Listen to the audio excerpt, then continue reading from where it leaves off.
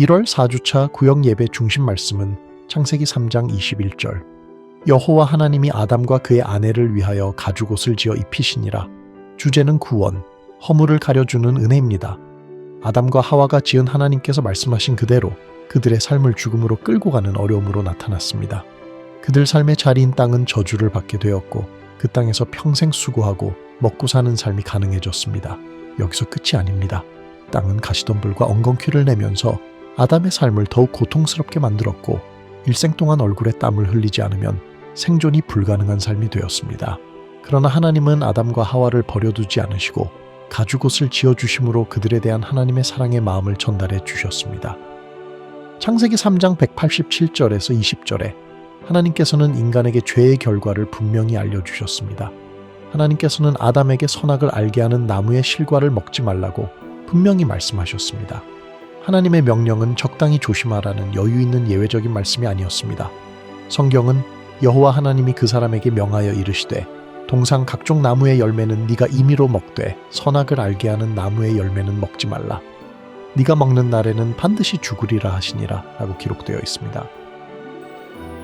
따라서 이 말씀을 어겼을 때 땅의 저주, 평생 수고를 통해 소산을 먹을 수 있으며 땅이 가시덤불과 엉겅퀴를 내고 죽을 때까지 얼굴에 땀을 흘려야 먹고 살 수 있으며 흙으로 돌아감의 벌을 받게 되었습니다.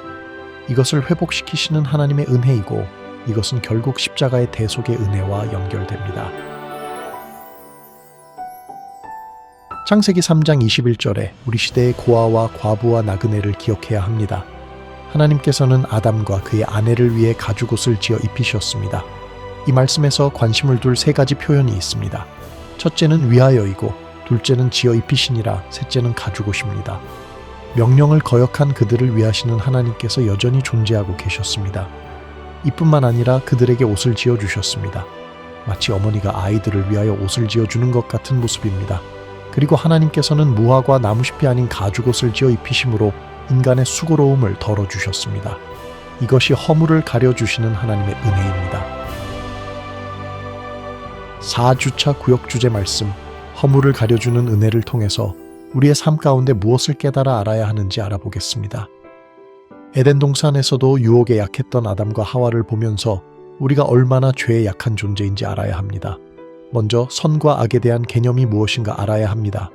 하나님이 인간이 타락하기 전에 선악과를 만드셔서 인간에게 주셨다는 것은 이미 선과 악이 있었다는 것입니다.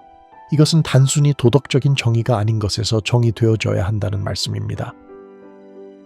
선이라는 것은 하나님이 계획하시고 의도하신 것이 그분이 세워놓으신 질서 속에서 잘 선택되고 유지되고 있는 상태를 말합니다.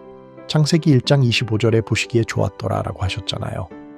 모든 피조물이 하나님의 계획과 질서가 부합하고 순종하여 하나님의 의도대로 이루어져 가는 것이 선입니다.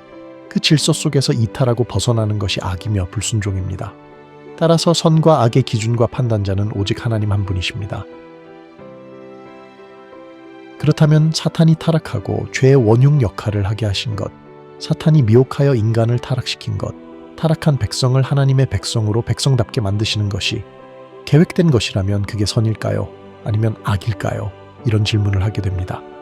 하나님은 선 그 자체이기 때문에 하나님이 계획하고 행하는 것들이 선입니다. 인간이 도덕적으로 선과 악을 정의한 것은 아담과 하와가 선악과를 따먹은 그때부터 시작되었습니다. 죄의 결과와 죄지은 인간에게 하나님이 행하시는 은혜를 우리는 잊지 말아야 합니다. 하나님이 우리를 택하시고 계획하시고 행하심이 선한 것으로 쓰여지도록 늘 기도해야 합니다. 그리고 하나님만을 바라보고 예배하는 것이 하나님의 은혜로 살고 있음을 깨달아야 합니다.